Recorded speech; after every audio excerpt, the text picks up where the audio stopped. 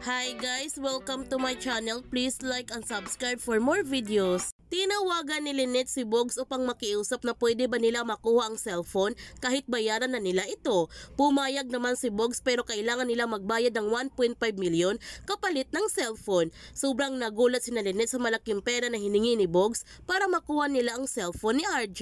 Ikinuwento naman ito ni Lynette kay Doc Carlos ang sinabi ni Bogs na meron itong importanteng laman ang cellphone ni RJ na makakatulong kay Annalyn. Sinabihan ni Annalyn ang kanyang ina na kung gusto niya ituloy ang pakipagkita kay Bogs, meron na siyang nakausap at handa siyang tumulong sa kanila. Dumating na nga si RJ at sinabihan niya si Lynette na dala na niya ang pera na hiningi ni Bogs.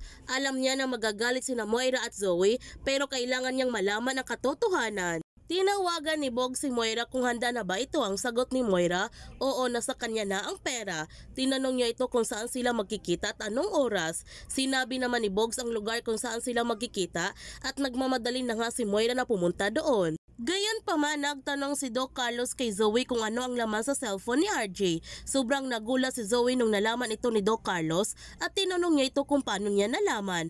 Nagalit ng husto si Doc Carlos kaya tinasan niya ng boses si Zoe upang sabihin sa kanya kung ano ang laman ng cellphone. Samantala, sisiguraduhin ni Moira na hindi dapat makukuha nila Lynette ang cellphone ni RJ, kundi lagot silang dalawa ni Zoe.